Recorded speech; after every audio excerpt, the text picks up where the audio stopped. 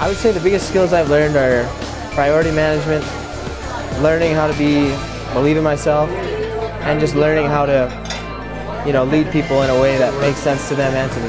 We really hadn't heard much about this company before. We'd seen the little yellow signs on lawns.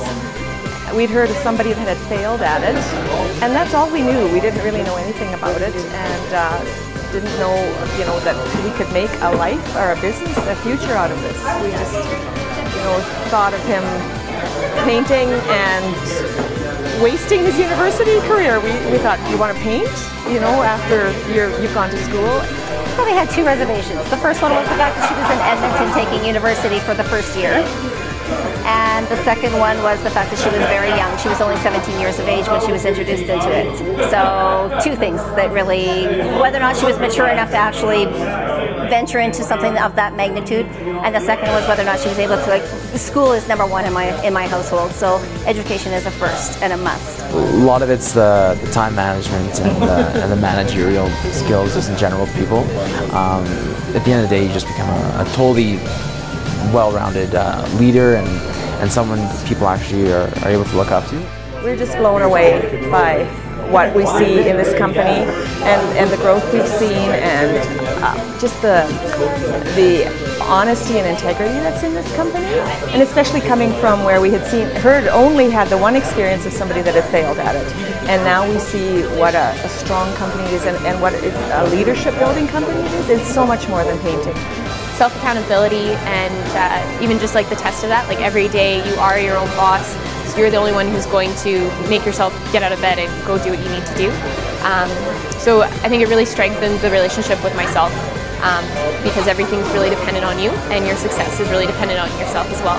He was very pumped about the entrepreneurial piece of College Pro, and we knew that we just needed to leave him and let him do things on his own.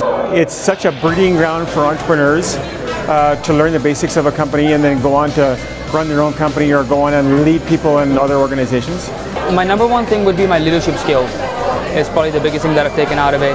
It's just the experience of running a business at a young age, having the self-confidence to run a business at a young age, having the confidence that I can accomplish anything in life right now because I've ran a business for 2 years.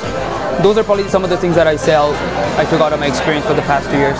We trusted him because he kept reassuring us that this was a legitimate business and that there was a lot of support behind it, and it wasn't just some fly-by-night kind of pyramid scheme, that people sometimes think a business with levels in it like this is. And we just saw him be more and more successful, and he just kept showing us. I think it's given me a competitive edge, mostly in everything I've learned.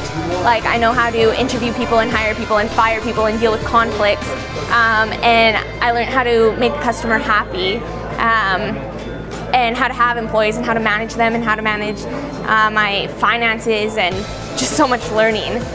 We need more College Pros. We need more of those companies that might do other things. Really, College Pro painting is secondary. The primary focus of College Pro, as I see it after tonight, is building people, building their confidence, helping them mature and understand who they are, and that they're unstoppable. But that starts within them.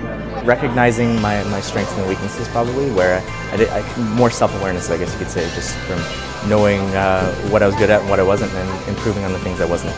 Well, I think it's not something for everybody.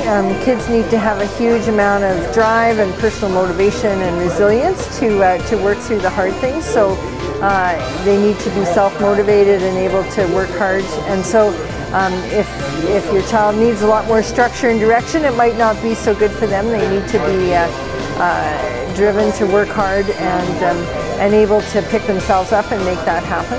It's huge learning through experience, which is, Alana wasn't studying business, so it wasn't that she had the book knowledge in business beforehand, but experience is the greatest teacher, and so I think she's matured as a person and learned a lot about working with people, being a boss, teamwork, the power of the team that she worked with, and that was a real bonus, how they encouraged each other. Basically, after this year, I've kind of looked at getting jobs and everything, not such that, you send in applications, you give your resume. It's more like you network, you meet people. Well, I mean, on the business side,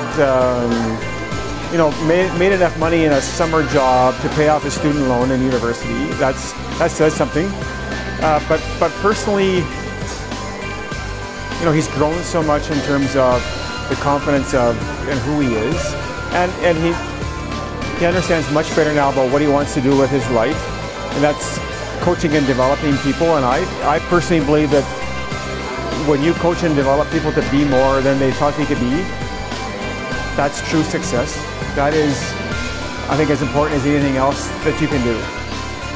People see it and they don't see an internship with an oil company, but what they do see is that I manage my own employees, I did my own financials, I did my own quality, talked to all my clients, built relationships, did everything involved with running a business, which was 1,000 times harder than any kind of practicum I could have done.